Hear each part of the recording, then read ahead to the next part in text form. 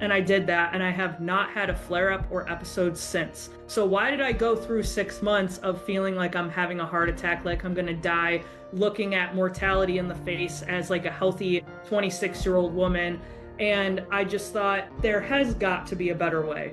There has got to be. And there wasn't. So I started FoXX. And when I say started it, I mean I started writing things down and interviewing people in a casual way. But I spent 2 years talking to people in my circle, people outside of my circle, expanding who I'm speaking to, including doctors, and found the error. And the error is presenting our symptoms in a way where doctors can be actionable about them. Right now, the system is all about reschedule, record, and revisit. You come in and you have to reschedule an appointment because they tell you to go home and record what's happening so they have a more accurate depiction, and then you have to come back and revisit with them. So we're taking time, we're taking energy, we're not taking advantage of the short amount of time doctors have with us. So FoXX is really aiming to bridge that gap and more.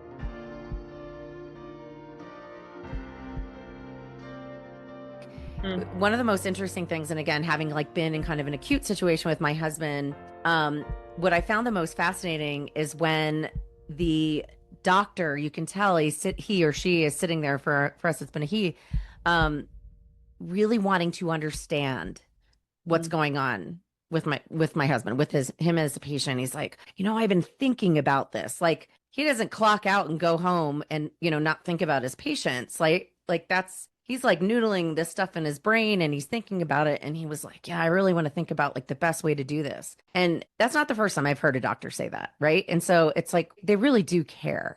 They really do care. And if FoXX Health can show up to help them do their job better, like, bring it on, right? Like, who would say no to that? Right, exactly. And it's all about helping the system at its core level. And I think a big part of that is enhancing the conversation, having that accountability to show up ready to give your doctor all that information. And I think it will be a more productive conversation and health journey overall.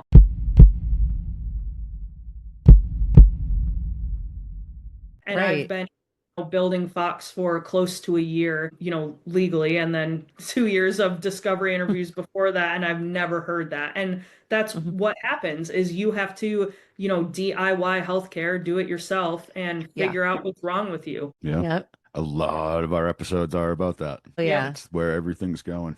Yeah. It's like, you got to figure out, it's WebMD has gone to the next level where you now have to figure out your own problems and then go to the doctor and say, doctor, here's my problem, fix it. Right. Because if you go to the doctor and ask them what your problem is, we just went through, it's going to take months and multiple appointments over months of time, and they still might not figure it out. Right.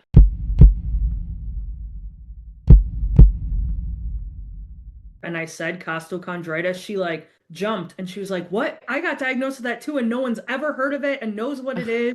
And, everything, because a lot of times the symptoms don't get as severe as mine. So people think that tightening is just anxiety, especially in women. And people are like, oh, I'm having a panic attack. And you're like, that is a diagnosable condition. And that is really, what we're trying to improve is it all in your head, or is it something that you can actually help correct, whether that be through a lifestyle change or through medication? We want to be a really healthy mix of holistic and Western medicine, because it's so important when we say take back control of your health. That isn't as linear as eat right, exercise, sleep. It's not like that in most cases. So a lot of being healthier is understanding your body, your health, and taking that control.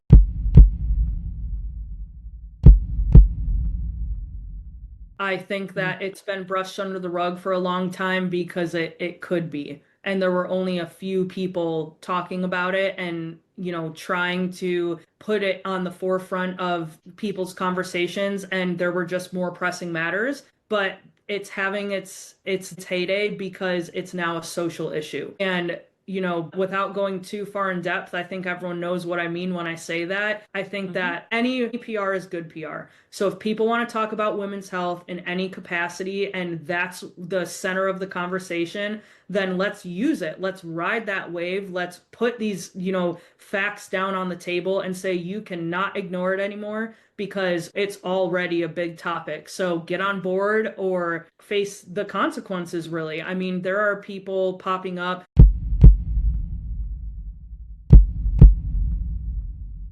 Yes, so we have an advisory committee of 130 women who beta tested our app, and 30 of them are either RNs, NPs, MDs, OBs. So they had influence over the language because if you walk into a doctor's office, we don't want them to say, please put that app away. We want them to say, hey, do you have FoXX? That would be really helpful for your next appointment. So for symptom tracking, it's not just, oh, my elbow hurts. It's, okay, how long did it hurt? Was the pain throbbing, stabbing, pins and needles? What was the severity of it? And was anything else happening at this time? So that way, when you go in and you are explaining to them, they're going to ask you the same questions. So if you're coming in prepared, but also saying, whenever my elbow hurt, I also had a headache, they're going to say, interesting, that kind of changes what I'm thinking, but gives me more information. Ultimately, we're trying to also help the doctor conversation. What information can we give them to truly reduce the misdiagnosis and reduce the time to diagnosis?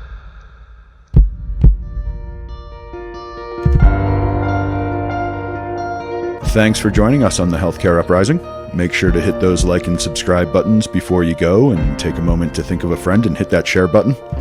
You can find us on all the major audio platforms, and we've got video on YouTube and Patreon, patreon.com/healthcareuprising, if you want to watch us in action. You can also find us on social media on LinkedIn, Blue Sky, Instagram, and Facebook. Just search Healthcare Uprising to find us. And if you're a new company or a creator with a cool new product for the healthcare space, or if you're someone with a personal healthcare journey and you'd like to share it with us here at The Uprising, please email us at healthcareuprising@gmail.com, and we'll get back to you about coming on the show. That's all for this dose of Healthcare Uprising. Till the next time, keep looking for the good in the world, because sometimes it's where you least expect it.